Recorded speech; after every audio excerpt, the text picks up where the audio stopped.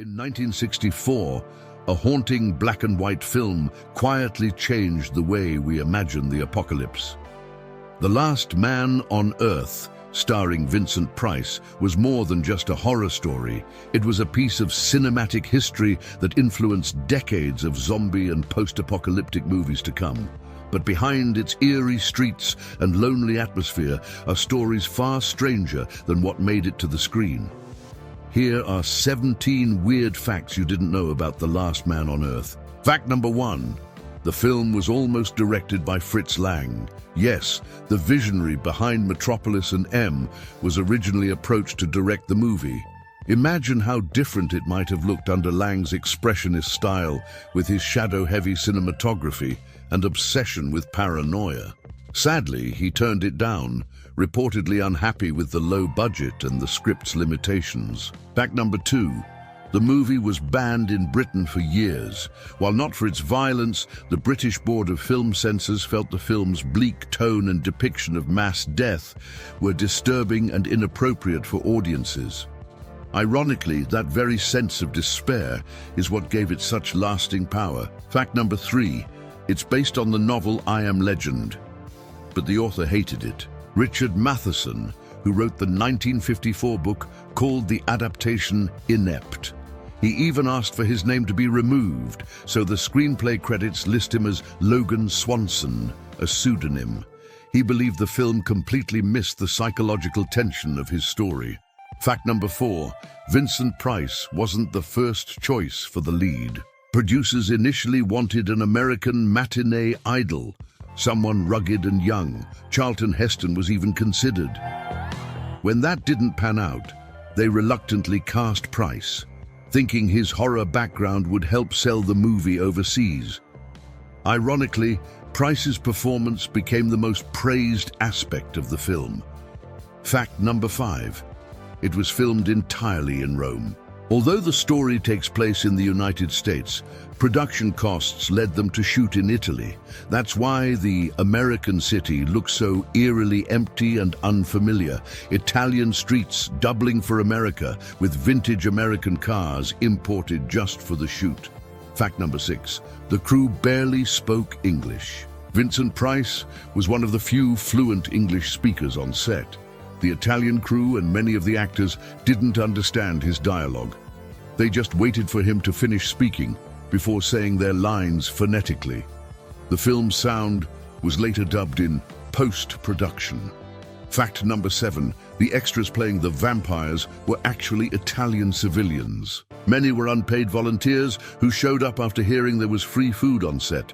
Some reportedly got drunk between takes, making the night scenes even more chaotic to film. Fact number 8. The movie was almost never released in the United States. American distributors thought it was too slow and too talky. It only found an audience after being shown as a late-night TV movie years later, where its eerie atmosphere resonated with insomniacs and horror fans. Fact number 9. The film's eerie, empty streets weren't created with special effects. They really filmed at dawn on Sundays when Rome was completely deserted. Crew members had to rush to capture shots before the morning crowds arrived. The stillness was real, and that's why it feels so unnerving. Fact number 10. George A. Romero said it directly inspired Night of the Living Dead. Romero admitted that he based his idea of reanimated corpses and isolated survivors on The Last Man on Earth. You can see the similarities: the slow-moving creatures, the boarded-up houses, and the growing sense of hopelessness. Fact number 11. The film is in the public domain. That means anyone can copy, show, or even remix it freely. It's one reason the movie is everywhere, from YouTube to free DVD compilations. This unintentional mistake happened because the copyright wasn't properly renewed in the United States. Fact number 12. The soundtrack was made using only 6 musicians. Due to budget restrictions, composer Paul Sortel had to create a full orchestral effect with just a handful of instruments, mostly strings and organ. That haunting minimalism actually adds to the film's atmosphere. Fact number 13. The ending was completely changed from the book. In Matheson's novel, the twist reveals that the protagonist is the real monster in the eyes of the infected humans. The movie softened that message, turning it into a more traditional good versus evil finale. This change frustrated both Matheson and many fans of the book. Fact number 14. The film's US poster was misleading. It showed a screaming woman and a giant vampire bat, neither of which appear in the movie. The marketing team didn't think audiences would be drawn to a slow, philosophical horror film, so they sold it as a monster flick. Fact number 15. It was remade twice, but never as faithfully as the original. As the 1971 The Omega Man, starring Charlton Heston, turned the infected into light-sensitive cultists, and the 2007 I Am Legend with Will Smith used CGI mutants. Both had bigger budgets, but neither captured the same sense of loneliness or dread that Vincent Price conveyed. Fact number 16. There was a television pilot in the 1960s that tried to continue the story. It was called The Last Man Alive and starred a different actor. It was never aired, and no copies are known to exist. Some claim it was destroyed, while others say it's locked away in an Italian archive. And fact number 17. The movie predicted the modern pandemic genre. Long before films like 28 Days Later or The Walking Dead, The Last Man on Earth explored the psychological toll of isolation and survival in a world gone silent. Watching it today feels eerily prophetic, especially after the events of recent years. The film may have been dismissed in its time, but its influence can't be denied.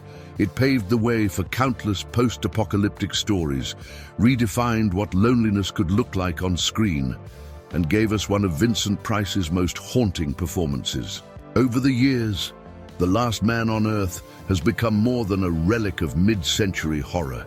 It's a reflection of timeless fears that never quite go away. The fear of being alone, the fear of losing our humanity, the fear that, in the end, survival might come at the cost of our souls. What makes this film so powerful is not the monsters outside, but the silence inside, the kind that grows louder with every passing day.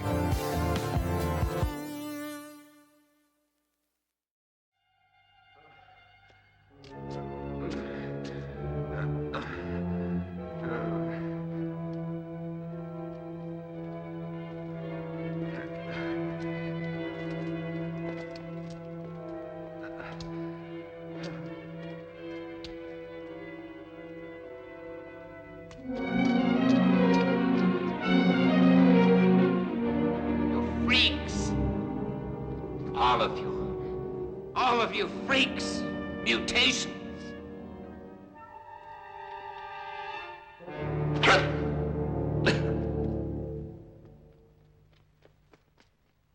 Hold it. You're freaks. I'm a man. The last man. Robert. They were afraid of me.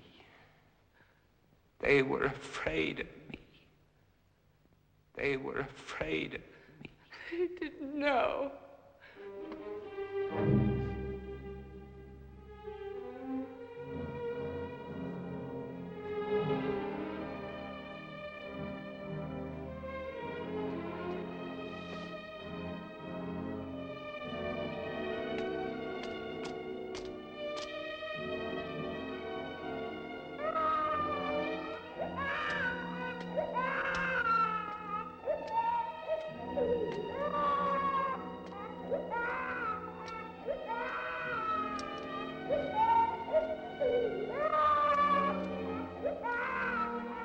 Don't cry.